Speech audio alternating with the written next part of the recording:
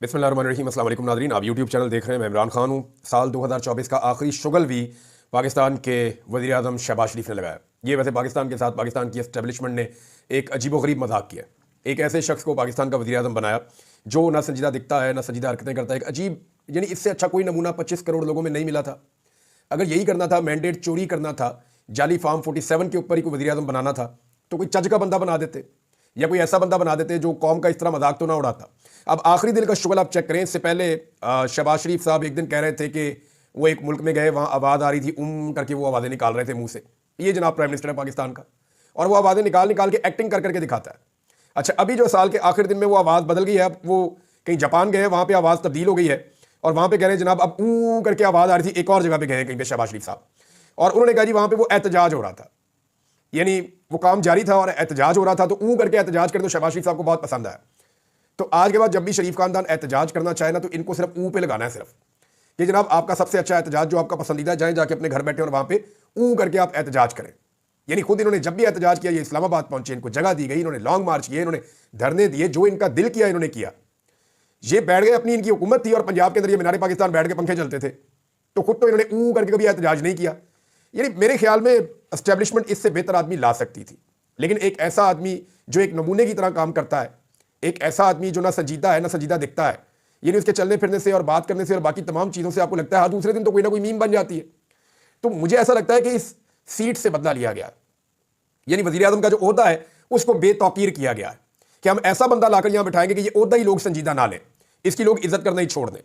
यानी आप और कुछ नहीं कर रहे, आप सिर्फ और सिर्फ इस ओहदे को बेतौकीर कर रहे हैं ताकि लोगों के दिलों में इस कुर्सी और मनसब की इज्जत खत्म हो जाए। यानी सिंपल ये है कि सुनिया हो जन गलियां ते मिर्जा यार फिरे, कि कोई और मुकाबले में हो ही ना कभी इनकी हरकतें चेक करके ना, मेरा ये वैसे गुजारिश है एस्टेब्लिशमेंट से कि आप सोचिएगा कि आपने पाकिस्तान पर कितना बड़ा जुल्म किया है।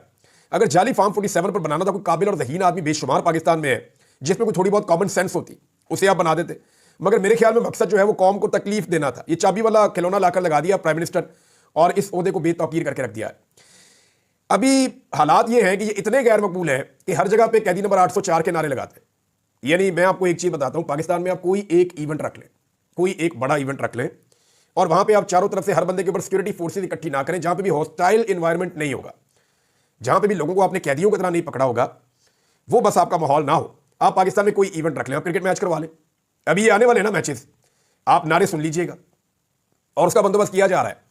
जाली शोर जो होता है ना क्राउड का, वो इकट्ठा किया जा रहा है कि हम मीडिया के ऊपर जब दिखाया करेंगे कि साउंड आ रहा है क्राउड का, तो वो जाली हम लगा दिया करेंगे ताकि जो कैदी नंबर 804 के नारे लगने हैं या मरियम के पापा चोर हैं, ये वाले जो नारे लगने हैं, या जो वहां पे लोग आएंगे मैच देखने के लिए, उनके लिए जो चोर चोर के नारे लगने हैं वो हम ना सुनवा सके।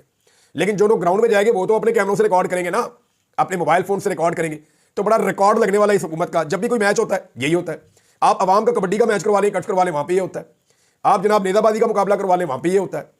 इस साल जो है चित्राल के अंदर जो बहुत बड़ा हमारा एक सिंदूर का फेस्टिवल होता है, वहां पे खेमे लग गए थे, पूरी तैयारियां हो गई थी, वो जुलाई में कैंसिल कर दिया गया। क्यों?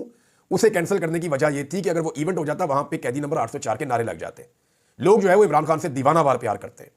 तो जहां पे भी आप, जहां बरी के अंदर जो है गुज़िश्ता रात न्यू ईयर पे लोग इकट्ठे हुए, और जहां पे भी लोग इकट्ठे होते हैं, एक बंदा आवाज लगाता है, सारी दुनिया इस काम पे लग जाती है।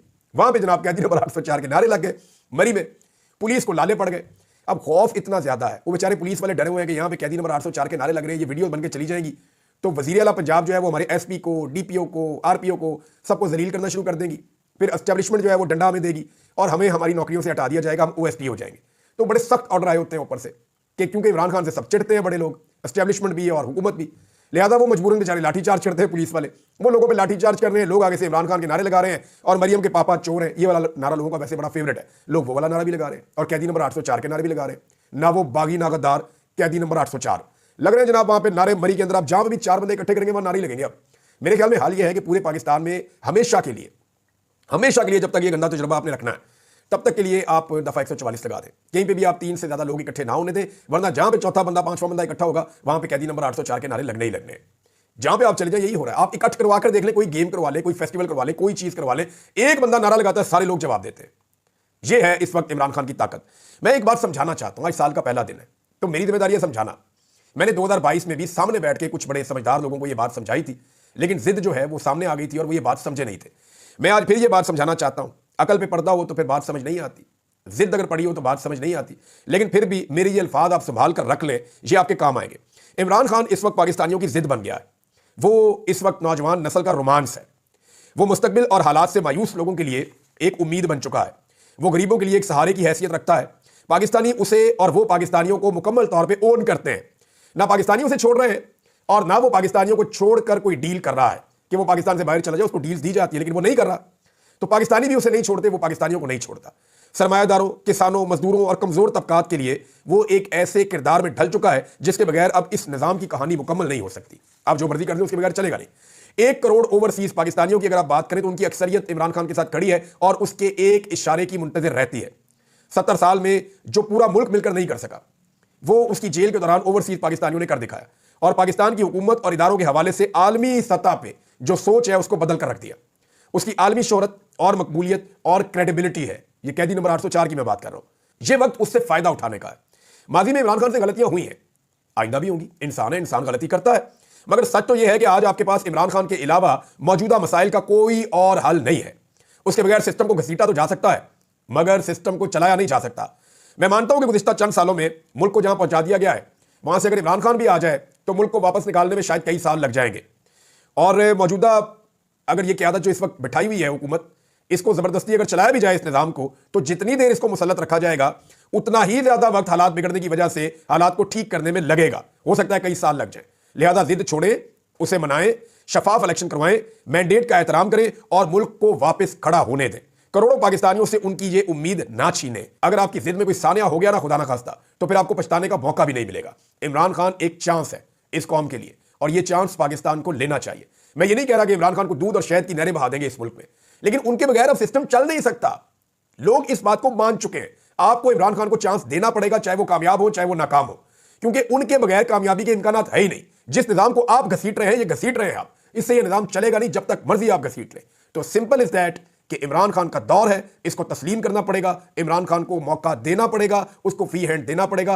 वो पाकिस्तान को आगे ले जाने की कोशिश करेगा। हो सकता है कि हम उसमें कामयाब हो जाए। नाज़रीन, मिफ्ता इस्माइल साहब ने एक सर्वे करवाया था। देखें, इमरान खान इतनी बड़ी रियलिटी है कि हर बंदा उसकी गवाही देता है। मिफ्ता इस्माइल वगैरह जो है वो इमरान खान साहब के अपोनेंट हैं। अब उन्होंने जो सर्वे करवाया, उस सर्वे को आप सुनेंगे आपको आइडिया हो जाएगा। उन्होंने कहा शाहिद खाकान अब्बासी साहब ने और मैंने इलेक्शन से पहले एक सर्वे करवाया था, जिसके मुताबिक सारे पंजाब में इमरान खान की नून लीग पर लीड डबल थी, यानी वो 2/3 अक्सरियत से ऊपर जाकर जीत रहा था। कराची में मेरा ख्याल था कि 15 सीटें इमरान खान साहब जीतेंगे, लेकिन वो 22 में से 20 जीत गए थे 8 फरवरी 2024 को। 8 फरवरी को अवाम ने एस्टेब्लिशमेंट को सरप्राइज दिया था। ये जनाब मिफ्ता इस्माइल साहब का स्टेटमेंट है। और इमरान खान साहब का इस वक्त जो मूड है और जो उनका अंदाजा है और जो उनका हौसला है, उनके एक स्टेटमेंट के अंदर, एक जुमले का स्टेटमेंट आया सिर्फ इमरान खान साहब का। ये नए साल के ऊपर मैं आपको उनका स्टेटमेंट सुना रहा हूं और आप अंदाजा कर लें इस एक स्टेटमेंट से कि इमरान खान साहब का एतमाद कहां पे खड़ा है और पूरा सिस्टम कहां पे खड़ा है। इमरान खान ने कहा कि पूरा निजाम अपने घुटनों पर आ चुका है और ये एक रियलिटी है। अब इससे आप भागते जाएं जब तक आप भाग सकते हैं, लेकिन हकीकत यही है कि पूरा का पूरा निजाम अपने घुटनों पर आ चुका है। एक और खबर है नाज़रीन, और वो खबर है जनाब इजाज चौधरी साहब के हवाले से। इजाज चौधरी साहब ने बड़ी तकालीफ बर्दाश्त की है। 9 मई के बाद से वो जेल में बंद है लाहौर में, और कई मरतबा उनकी बीमारी की इत्तलात भी आई, वो काफ़ी बीमार हुए, लेकिन इसके बावजूद उन्होंने सरेंडर नहीं किया। वो इमरान खान के वफादार साथियों में से हैं। पहले वो पंजाब के सदर भी रहे थे। सेनेटर होने के बावजूद इस सिस्टम ने, यानी अब जब एस्टैब्लिशमेंट चाहे ना तो जो मर्जी आप कर ले, एक सेनेटर होने के बावजूद वो शख्स सेनेट के अंदर नहीं जा सका।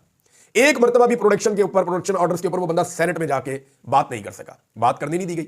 जिद है ना एस्टैब्लिशमेंट को कि भाई हमारे कहने के ऊपर तुमने इमरान खान को नहीं छोड़ा ना, अब तुम सेनेट के अंदर आकर दिखाओ। ये जिद है। जिद के साथ मुल्क नहीं चलते होते कि मैं ताकतवर हूं, मैं बड़ा हूं, मैं करूंगा, ऐसे नहीं होता।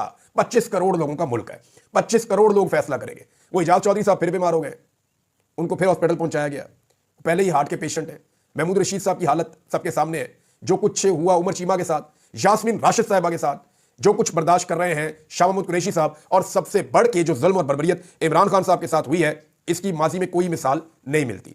सऊदी अरब के हवाले से नाज़रीन एक खबर है, लेकिन वो मैं आपको बाद में देता हूं। पहले एक खबर आई है, इसको जनाब किस्मत खान साहब ने रिपोर्ट किया है ट्विटर के ऊपर, वैसे इसको एक्सप्रेस ने भी रिपोर्ट किया है कि भारतीय बिजनेसमैन जिंदल और उनकी फैमिली, उनकी बेगम जो संगीता, ये जो जाती उम्रा में नवाज शरीफ के पोते की शादी में शरीक हुए हैं। अभी जो शादी हुई है 2017 में, जिंदल उस वक्त पाकिस्तान आकर नवाज शरीफ से मिले जब रॉ जासूस कुलभूषण को सजाए मौत हुई और मकबूजा कश्मीर में हालात खराब थे। उस वक्त एहसानुल्लाह एहसान ने रॉ से ताल्लुकात का एतराफ़ किया था। अब जनाब ये जिंदल साहब आए हैं, जनाब आके उन्होंने शिरकत की है, और ये कोई बुरी बात तो नहीं है। आपका दुनिया में कहीं पे भी दोस्त हो सकता है। अगर भारतीय बिजनेसमैन नवाज शरीफ का दोस्त है और वो शादी में आना चाहता है तो इसमें कोई बुरी बात नहीं है, और अगर वो इंडियन है तो इसमें भी कोई बुरी बात नहीं है। यानी इसको आप गद्दारी क्यों बना लेते हैं? यही खेल खेला पाकिस्तान की एस्टेब्लिशमेंट ने हमेशा, और इस्तेमाल किया लोगों को। मादी में हम पाकिस्तानी इस्तेमाल होते रहे। भाई अगर नवाज शरीफ का दोस्त है, एक इंडियन बिजनेसमैन है, और वो नवाज शरीफ के बच्चों की या पोते पोतियों की या नवासियों की शादी में आना चाहता है, व्हाट्स द प्रॉब्लम? आने दो उसको, कोई बात नहीं। लेकिन क्योंकि नवाज शरीफ ने हमेशा ये गंदा कार्ड इस्तेमाल किया बाकियों के खिलाफ और एस्टेब्लिशमेंट के साथ मिलकर किया, तो ये कार्ड उनके खिलाफ भी इस्तेमाल हो जाता है। मेरे ख्याल में सबको इजाजत होनी चाहिए। थोड़ा सा पहले बड़ी अच्छी तरह मुझे याद है, वो कुछ जर्नलिस्ट है भाई, एक इंफॉर्मेशन सेक्रेटरी एक पॉलिटिकल पार्टी का, रऊफ हसन साहब की बात मैं कर रहा हूं, उनके ऊपर जब अटैक किया गया, उनको गिरफ्तार किया गया, उनका फोन लिया गया। जनाब इंडियन सहाफी से रब्ता है, भाई मेरे रब्ते हैं अमेरिकन सहाफियों से, इंडियन सहाफियों से, यूरोपियन सहाफियों से बेशुमार से। अहमद मीर साहब के रब्ते हैं, काशिफ अब्बासी साहब के होंगे, बाकी सब सहाफियों के। भाई हम सहाफी एक कम्युनिटी है, हम एक दूसरे के साथ नोट्स शेयर करते हैं। हमारे बहुत सारे जर्नलिस्ट जो है वो इंडियन चैनल्स के ऊपर इंटरव्यूज देते हैं, उनके बहुत सारे लोग जो है वो हमारे चैनल्स के ऊपर इंटरव्यूज देते हैं। तो इसमें क्या प्रॉब्लम है भाई? तुम जंग लड़ना, कश्मीर आजाद करवाना ताड़ा काम है बंदूकों के नाल। हमारा काम कलम का, हम अपना काम कर रहे हैं। अपना काम करना नहीं, हमारे काम के अंदर जनाब ये भी गद्दार है, वो भी गद्दार है। पहले नवाज शरीफ जब 2017 में एस्टेब्लिशमेंट के नवाज शरीफ के साथ ताल्लुकात अच्छे नहीं थे ना, तो एस्टेब्लिशमेंट ने सबको खबर दी थी कि ये नवाज शरीफ गद्दार हो गया, चोर हो गया, फ्रॉड हो गया। देखो ये इंडियन मेहमानों को इसने बुला लिया, देखो इंडियन को इसने अपने घर पे बुला लिया, ये गद्दार है नवाज शरीफ, ये पाकिस्तान का दुश्मन है, मोदी का यार है। ये कहानियां एस्टेब्लिशमेंट ने करवाई थी। अब देखें कैसी खामोशी है, क्योंकि नवाज शरीफ इस वक्त एस्टेब्लिशमेंट के जूते पॉलिश कर रहे हैं। तो इस वक्त कोई किसी को एतराज नहीं है। कितनी मजे की बात है ना? इंटरेस्टिंग। तो मामला गद्दारी का नहीं है, जनरल बाजवा के ताल्लुकात नहीं है इंडियंस के साथ। इंडियन कारोबारी लोगों के साथ उनकी भी फोटोज आई हुई है जनरल बाजवा की। ये जितने लोग रिटायर होते हैं, बाहर जाते हैं, तो इंडियन के साथ मिलते हैं, उनके साथ बातचीत करते हैं, उनके साथ इनकी पर्सनल यारियां दोस्ती हैं। ये पाकिस्तानी फौज के लोग और इंडियन फौज के लोग जब बाहर दूसरे मुल्कों में जाकर आपस में ट्रेनिंग्स कर रहे होते हैं, तो इनकी तो बड़ी अच्छी दोस्तियां यारी हैं।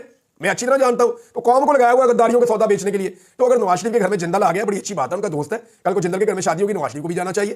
भाई दोस्ती दोस्ती होती है। लेकिन क्योंकि ये गंदा खेल नवाज शरीफ साहब ने बहुत खेला है, तो उनको सिर्फ ये वार्निंग है कि इस खेल को आप बंद कर दें। यानी आपके खिलाफ इसको इस्तेमाल नहीं किया जा रहा, तो आप भी बाकियों के खिलाफ ये गंदा हथियार इस्तेमाल करना बंद कर दें। ये एक पुराना तरीकाकार है एस्टेब्लिशमेंट का कि इसको इंडिया के साथ टैग कर दो। वो एक ब्यूरोक्रेट ने भी इंटरव्यू दिया ना, उसने बताया कि मुस्लिम लीग नून के एक बंदे को हम तोड़ रहे थे, उसको कह रहे थे कि तू कोई तेरे अंदर से कुछ निकलेगा, इसको फंसाना है, इस पे केसेस बनाने। तो वो एक मिलिट्री ऑफिसर था, उसने ब्यूरोक्रेट के सामने अपनी जेब से निकाल के 2 कार्ड रखे इंडियंस के। उसने कहा ये 2 कार्ड डालते हैं ना इसके ऊपर, ये गद्दार बन जाएगा, अभी इसके ऊपर एक केस डल जाएगा। तो ये तो मेंटालिटी है कि जनाब इंडिया के साथ आपने बात कर ली है, कोई इंडियन आपके साथ टेलीफोन पे, और भाई ग्लोबल विलेज है, दुनिया कहां से कहां पहुंच गई है, और आप अभी वहीं पे खड़े हुए हैं, और कौम को कहीं और खड़ा किया हुआ है, खुद कहीं और खड़े हुए हैं। यानी अपने ताल्लुकात सबके साथ ठीक रखने हैं, कौम को बताना है हम नहीं छोड़ेंगे। ये ऐसे जो है ना, वो पाकिस्तान नहीं चलेगा। पाकिस्तानियों की आंखें खुल रही हैं, मामला को क्रिस्टल क्लियर करें, चीजों को ठीक करें, और मामला को उस तरफ लेकर जाएं जहां आलमी सतह पे आजकल दुनिया बढ़ रही है। दुनिया एक ऐसी सदी में दाखिल हो गई है जहां पे हर चीज डिजिटल है। कोई चोरी करने का, स्कैम करने का वो तरीकेकार ही बदल गए हैं। कोई अब सोच भी नहीं सकता जो कुछ पाकिस्तान में अभी तक हो रहा है। दुनिया इतनी एडवांस हो गई है कि आप अरबों के पास चले जाएं, गल्फ कंट्रीज में, वहां जाकर आप देखें तो आपकी आंखें फटी रह जाती हैं। आप हैरान हो जाते हैं कि इतना ज्यादा डिजिटलाइज हो गया है वर्ल्ड, और हम कहां खड़े हैं? इंटरनेट बंद कर दो, मुझे शार्क इंटरनेट खा गई है जनाब, हमारा ये हो गया है, अब हम इंटरनेट नहीं चला सकते। दुनिया के अंदर बदनाम करके रख दिया, मुंह काला कर दिया। पाकिस्तान दुनिया में दूसरे नंबर पे है, म्यांमार के बाद, जिसका इंटरनेट सबसे ज्यादा देर तक 2024 में बंद रहा। अब आ रहे हैं सऊदी अरब वाले इशू पे, इस पर बात जरूर होनी चाहिए। गो के मुसद्दिक मलिक साहब मुकर गए हैं। खबर यह चल रही थी कि काबीना ने शायद मंजूरी दे दी है कि 15% जो शेयर्स हैं रेकोडेक के, वो दे दिए जाए सऊदी अरब को। अब जरा आप समझ लें कि ये है कितने का। खबर ये आती है कि 540 मिलियन डॉलर्स में ये दे दिया जाए, तो 1000 मिलियन डॉलर्स का जो है वो 1 बिलियन होता है। 1 बिलियन डॉलर जो है वो 1000 मिलियन डॉलर्स का होता है। आधे बिलियन डॉलर के अंदर ये 15% सऊदी अरब को दे दिया जाए। इसकी जो कीमत लिखी हुई है ना, मुख्तलिफ चीज़ों पर अगर आप रिसर्च करें तो इसमें कॉपर निकलता है और सोना निकलता है, और सोने को ओंस के अंदर तोला जाता है और कॉपर को टन्स के अंदर तोला जाता है। इसकी वर्थ खर्चा निकाल के सारा कुछ करके भी कम से कम 100 अरब डॉलर से ज्यादा की है रेकोडिक की। 50% हमने उन कंपनियों को दिया हुआ है, और वो भी गलत दिया हुआ है जो वहां से निकाल रही है, बाकी 50% हमारा है। अच्छा, वो निकालने के खर्चे में उनको 50% हमने दिया हुआ है, जो हमें मिलेगा वो निकला निकलाया मिलेगा। तो हमने अपने निकले निकलाए में से अगर किसी को 15% देना है तो उसमें निकालने का खर्चा नहीं है। तो 15% जो है वो कम से कम भी अगर हो, क्योंकि उसके अंदर खर्चा शामिल नहीं है, तो उसको 20 अरब डॉलर का तो होना चाहिए, या इससे ज्यादा का होना चाहिए। 20 अरब डॉलर या इससे ज्यादा का होना चाहिए, क्योंकि टोटल माइंस की जो वैल्यू है वो 100 अरब डॉलर से 150 अरब डॉलर के बीच में बताई जाती है। तो ये 15 से 20 अरब डॉलर का 15% होना चाहिए, क्योंकि कोरा है, निकालना उन्होंने है, उनकी रिस्पॉन्सिबिलिटी है। अब ये जो 15% है, अगर ये सऊदी अरब को आधा अरब डॉलर में दिया जाता है, तो इसकी असल वैल्यू इससे 10 गुना ज्यादा है, बल्कि 10 से भी नहीं 20 गुना ज्यादा है। तो क्या सऊदी अरब को इतना सस्ता दिया जा सकता है? ये सवाल हम उठाएंगे, इसके ऊपर मजीद तहकीकात करेंगे, और इसके ऊपर हुकूमत को पूरा जवाब देना चाहिए। अपोजिशन को ये बात उठानी चाहिए, और अपोजिशन भी हमेशा कोशिश करती है कि सऊदी अरब के साथ अपने ताल्लुकात बचाएं, क्योंकि सऊदी अरब अमेरिका के साथ ताल्लुकात आपके बनवाता है। लेकिन इतना बड़ा मुनाफा सऊदी अरब को क्यों दिया जा रहा है? क्या उनसे कोई काम है? एक काम तो है उनसे कि डोनाल्ड ट्रंप को किसी तरह मनाए, लेकिन अब देखना यह है कि क्या पाकिस्तान इतने सस्ते में ये सौदा देगा। मैं इसके ऊपर मजीद तहकीकात करूंगा। मैं और लोगों से भी गुजारिश कर रहा हूं कि इसके बारे में अगर कुछ फैक्ट्स हैं तो मेरे साथ जरूर शेयर करें। अब तक के लिए इतना ही, अपना ख्याल रखिएगा, अपने चैनल का भी। अल्लाह हाफिज़।